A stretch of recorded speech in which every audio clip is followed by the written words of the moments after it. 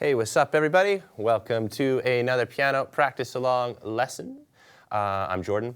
We're going to be looking at some 7th chords today. I was messing around with a cool combo of chords that I'm going to show you how to work with and how to practice with. And you can take this to any key on the piano, but we're going to be working within actually sort of more of a mode than a key. Yeah, happy to have you join us. Before we get started, I just want to say if you do have questions, just let me know under the, you hit the Ask a Question button on the Pianote site, and I'll answer them on stream here. Okay, so what we're looking at is actually we're going to be playing around in the Dorian mode, the C Dorian mode. So what that basically means is we don't really have to worry about any of the black keys. So this is not a black key lesson. But because we're going to be playing around in Dorian, our tonal center is going to be based on D. So this is kind of, so a lot of this stuff is going to actually kind of sound like a D minor kind of sound. And the reason why is because, like what I just played there, that is the D minor scale with one exception. Instead of playing a B flat, like you would if you were to play the minor, you're playing the B natural. So here's the chords that we're going to look at. We're going to look at a minor 7 chord for our 1, so our D minor 7 chord. And we're going to look at an F major 7 chord. So that's the 3rd note in our scale here. Then we're going to look at a G dominant 7 chord, which is the 4th. And then our 5 is going to be back to a minor 7 chord. So we kind of have two. We've got a minor 7 on the bottom. We've got a minor 7 like in the 5th, and then we got a major 7 and a dominant 7.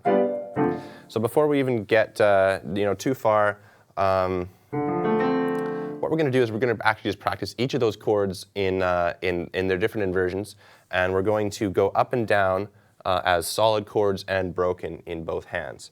So I'm going to get my metronome all ready, and I encourage you to do the same. We're going to go nice and slow at first. And then we will proceed to some faster tempos. Hey, what's up, guys? Good to see you all joining us. Okay, so let's start off. I like to start usually. You know what? Let's go right down to 60, because we're going to be playing these as quarter notes. So I'll just show you what I'm talking about in that D minor here. I'm just going to do the right hand to demonstrate it. So we have.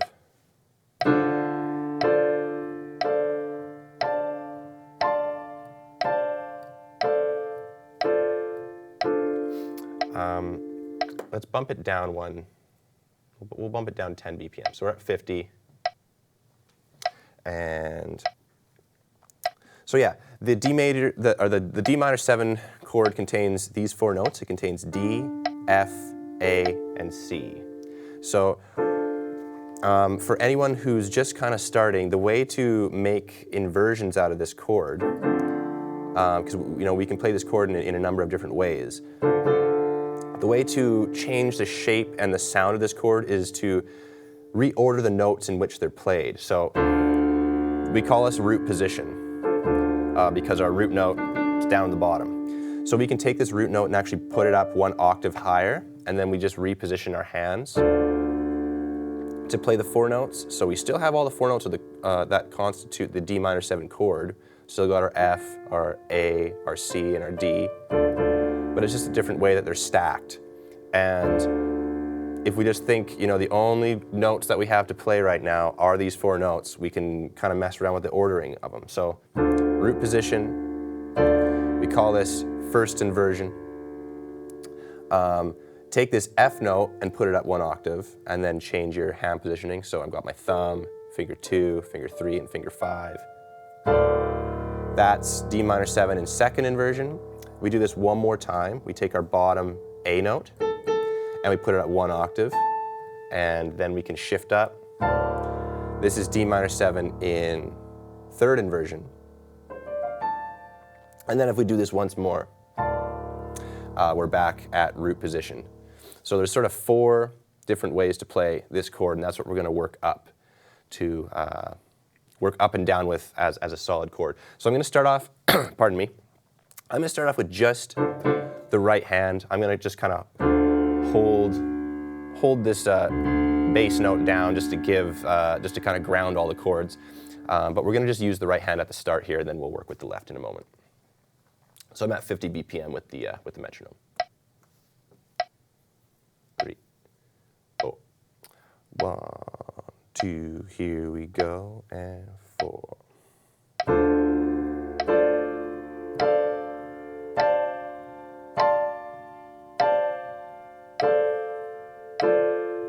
we're going to just kind of go up and down a couple times.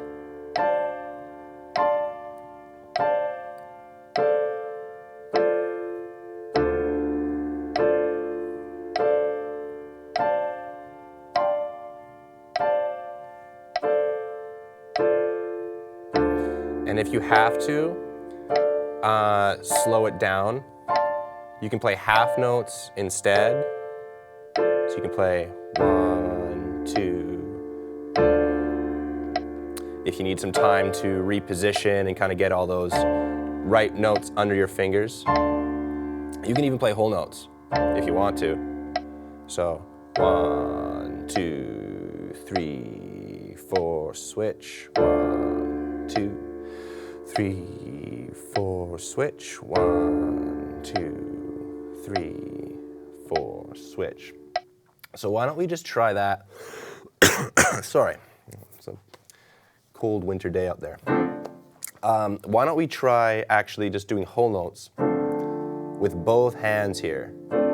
So we're going to be moving up and down these inversions with both hands, but we're going to be going nice and slow. And you can try, if you're a little more experienced, you can try using both hands to voice every note of the chord. If you're finding that you're having difficulty doing that, a nice way to sort of dip your toes in to this kind of practice without overwhelming yourself is just to play the bottom note of every chord in your left hand. So rather than playing each, rather than moving up each note and worrying about getting all 4 of these right, you can just go like this. You can go, and then your first inversion, you're going to play F in the bass. Then your second inversion, you're going to play A. Third is C, and then back up to the high D.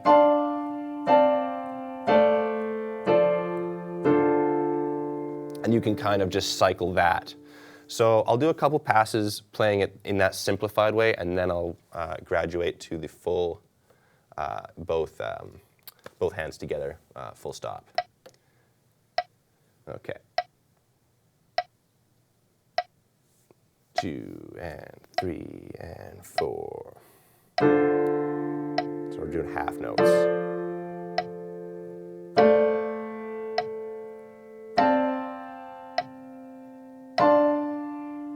And back down.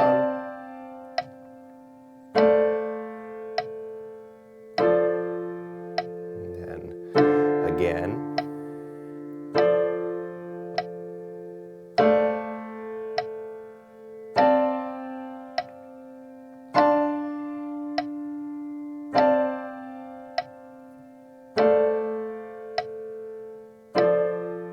Now try playing each just bottom note of your chord in your left hand, but move your pinky up each time, because that's going to get you ready to start thinking like we're repositioning our hands to play these inversions. So just get kind of used to the, think about the spaces in between these notes. Try to kind of develop some internal memory of how much distance is between each key. Okay, in this next pass I'm going to play the full chord in the left.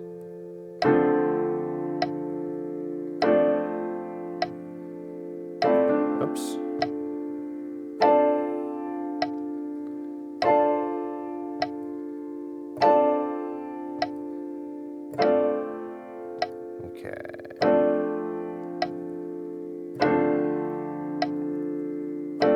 This will be our final pass.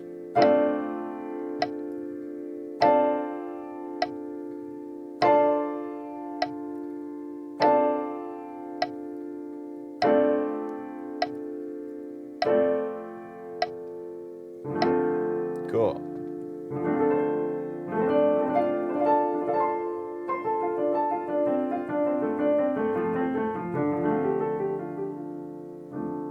Yeah, those minor 7th chords are, you can make music with them all day. The reason why, in my opinion anyway, is because they actually sort of stack a minor triad and a major triad on top of each other. So look, you got your D minor chord. Your bottom 3 notes constitute your minor triad sound, and your top 3 notes constitute your major triad sound. So that's why they have such a cool color to them. So the next thing that we're going to look at is the F major 7 chord. So we're going to do that same exercise. We're going to start a couple passes with just the bottom notes being voiced. Move your pinky up. Oh, really quickly, I'll just tell you what the notes are. So the notes for the F major 7, again, just all white keys. We have our F major chord, F, A, C, and then we have the E on top. Okay, so we're going to go up. The process for inversion is the same as for the D minor. Just take your bottom note and shift it up. So we're going to go up and down just like we did.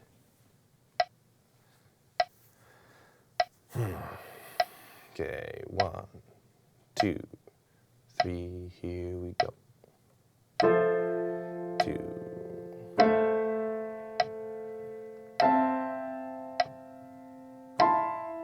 Then to the root, and to third, to second, to first, and back to the root. Notice how the major 7 chord sounds a lot more ethereal than the minor 7. It's kind of a lot more, maybe graceful, I don't know. It could be a really pretty chord if you play it softly and you can roll the chord out.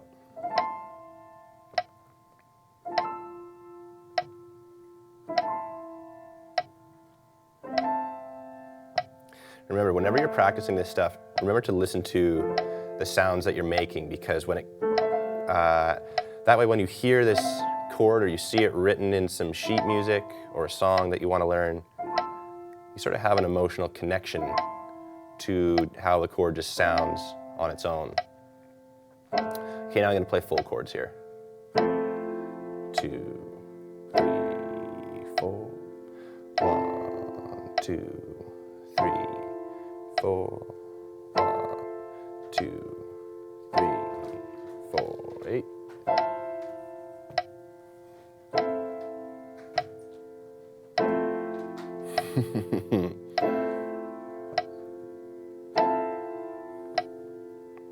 All right, this will be our final pass.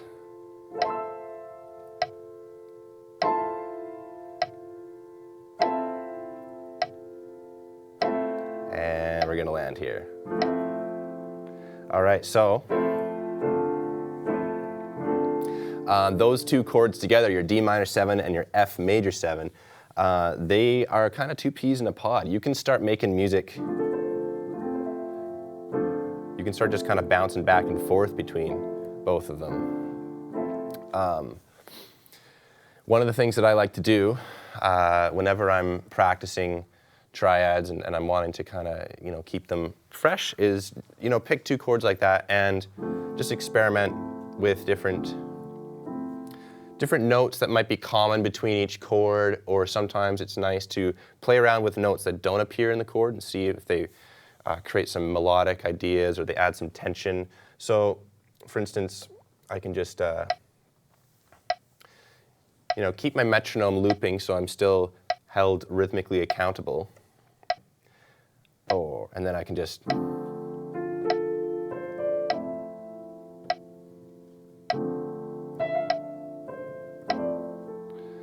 sort of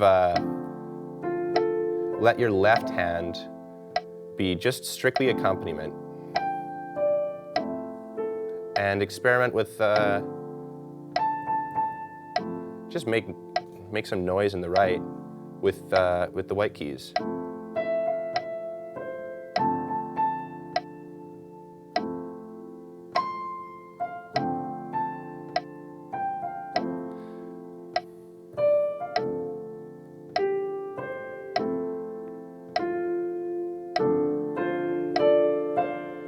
And don't forget your inversions.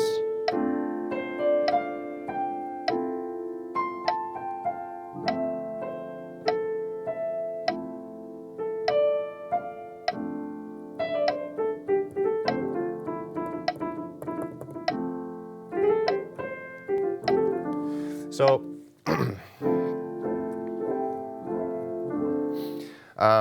yeah, once you start to feel like you have some confidence in those chords, take them out into the field, I guess, and see what you can create with them. So, we got 2 more chords to go before we have kind of the full spectrum of what I want to, what I encourage you to mess around with at home. So we have we had that D minor chord, we had that F major 7, and then we have the dominant 7, a G dominant 7 chord.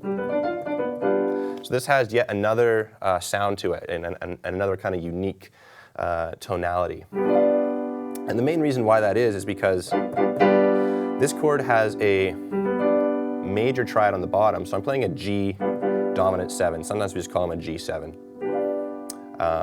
So we got a G major triad on the bottom, G, B, and D, and then we play an F above. And that's what gives it kind of a bluesy sound, as opposed to the major 7 sound, which sounds a lot more pretty.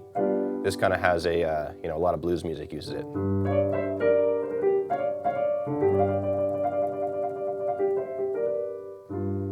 So let's go back and do that inversion exercise. We're going to still stay at 50. We're going to play half notes, and we're just going to walk up. So remember, same process. We have these 4 notes. We got a G, a B, a D, and an F. So we can go and up an inversion.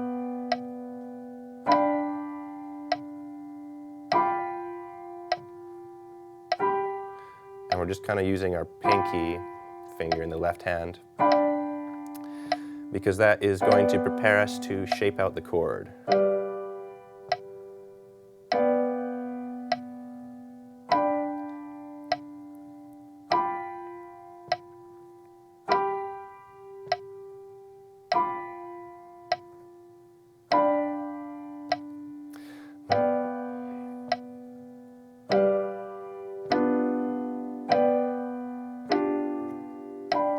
So what I'm doing here is I'm just anchoring my hand motion with my pinky, and then on the second beat of that half note, I'm playing the rest of the chord in the left hand.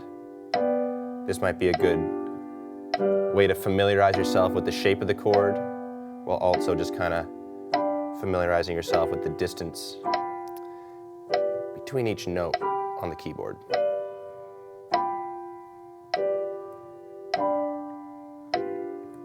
Okay, now I'm going to just play them all solid.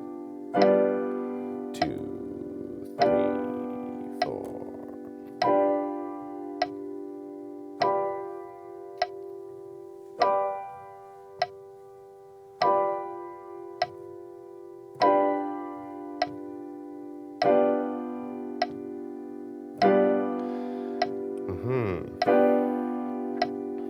And again, listen out for, try to pay attention to the F.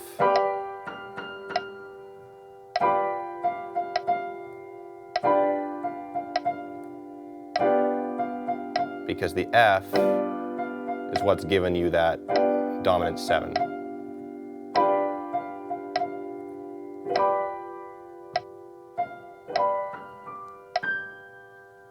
Okay.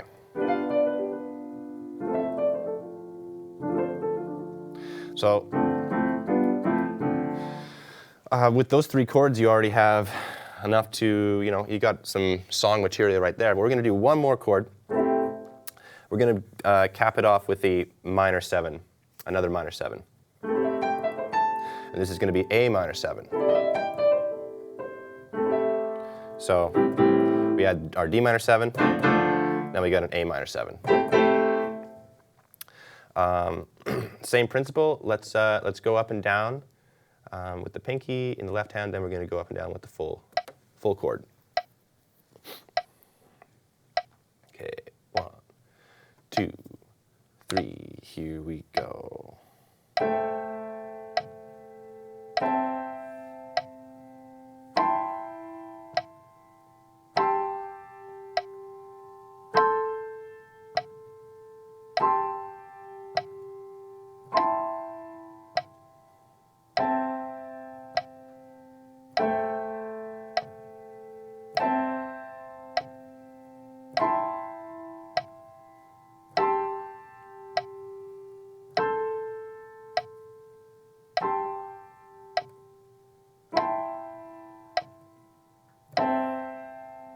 Now we're going to play full.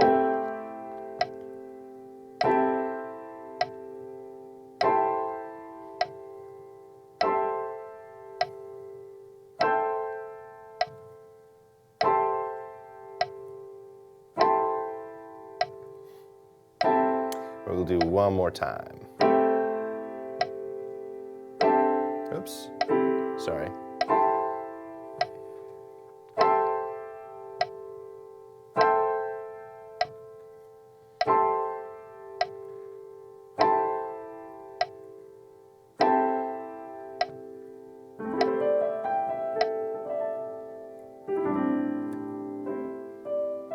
All right, so that's the 5 chords that we had, or 4 chords, sorry.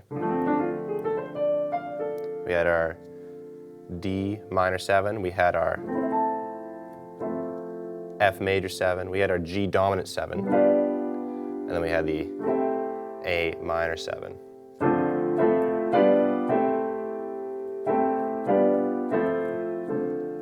So I'm just going to make sure that we're all, there's no questions or anything.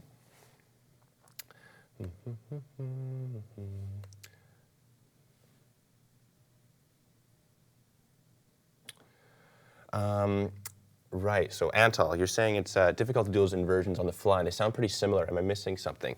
That's a great point, especially when you have 4-note chords. 4-note and kind of anything that's more than 4 notes. When you're working with these inversions, they can tend to be a little more difficult for the ear to pick out, and yeah, it's definitely a difficult thing to coordinate.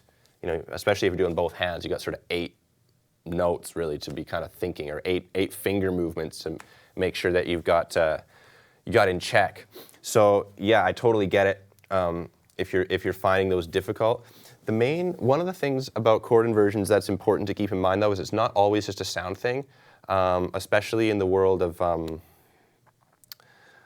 well, in the world of many genres. I was going to say jazz, but honestly it was all genres and all sort of fields of the piano should work on their inversions, because it gives you more options to make music from. If you have to be always jumping from, if you got to always be jumping from your D minor 7 and leaping up to play your A minor 7, that's going to, that's just a sort of a speed bump that's going to hold you up eventually. So the idea behind these inversions is you start to internalize how they feel, and that will allow you to, that'll allow you to start making decisions where I'm playing a D minor 7 chord here, and I want to play an A minor 7, and because I've drilled the A minor 7 inversions enough, I can instinctively know that an A minor 7 can be made by just taking, I got my 2 top notes that are needed in the A minor chord. So it's just my two bottom notes that need to move up one set of white keys each. So,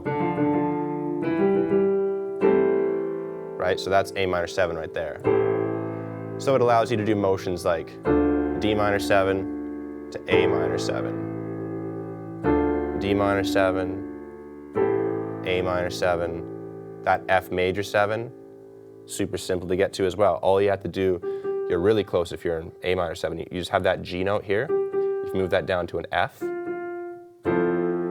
then you're at F major 7, and if you want to go to that G dominant 7, you have a bit of a motion to do. You have your F is going to stay, your E is going to go down to a D, your A is going to go down to a G, and your C is going to go down to a B. So,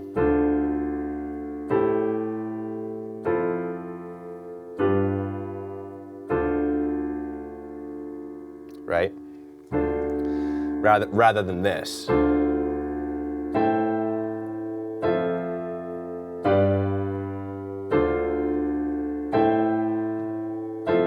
So, you know, to me, this is a big sound difference.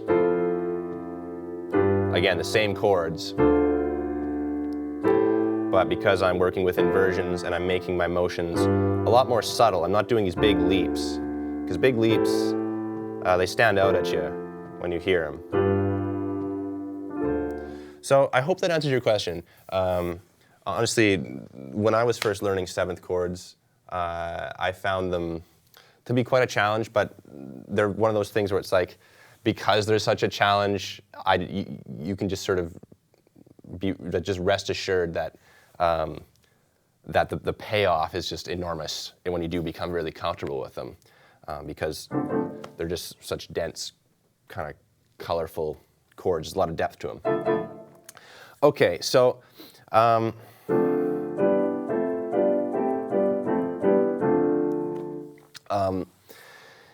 Yeah, so now the other way that you can practice these, which I won't get into too much here because that might be another lesson, because I know these 7th chords are already kind of a lot to deal with. But practicing with them as broken chords is the other way to work with these. So rather than playing them all solid, play them as broken.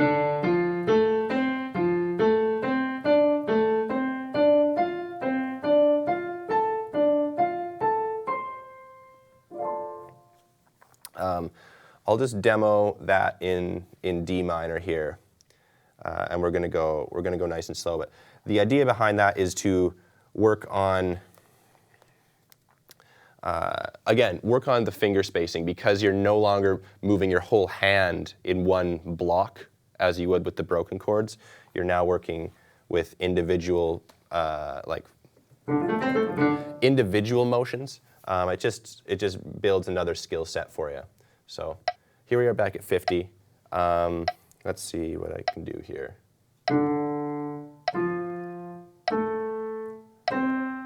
So this is just root position in broken. So D, F, A, C. And then if you want to go up to your first inversion, we're going to switch so our F note is on the bottom and our D note is going to be on top. So I'll do one more pass of root position here, and now we're going to go to first. So F, A, C, and then D.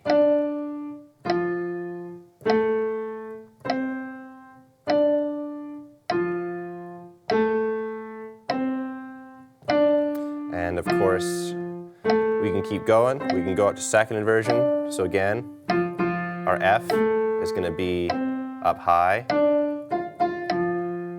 We're going to do that in just a second. This is the last time in first inversion. No, this is the last time. Okay, now we're going to go to A, C, D, F.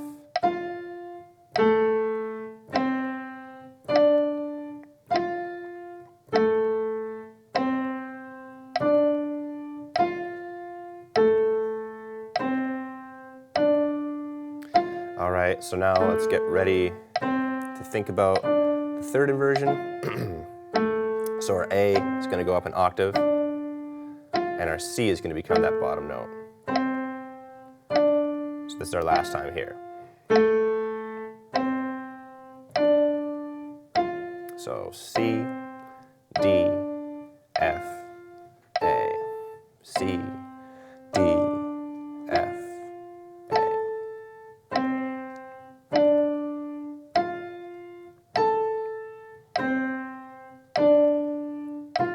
And now if we do this inversion thing one more time, you've probably already guessed it.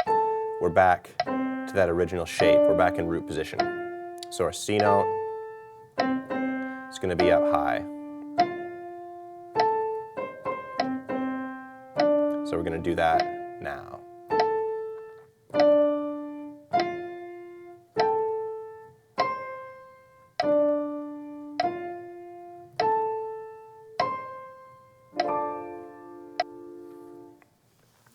Yeah, so that's just a really simple exercise to build your rhythm and build your finger memory. And that's the two things that chord inversions really help you with. Solid chord inversions help you with like your hand and arm movements, moving from one position to the other. And broken chord inversions help you with individual finger motion and also even just basic hand strengthening stuff.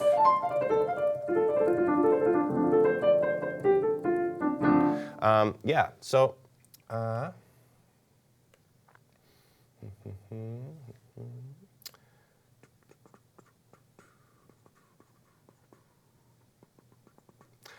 yeah, so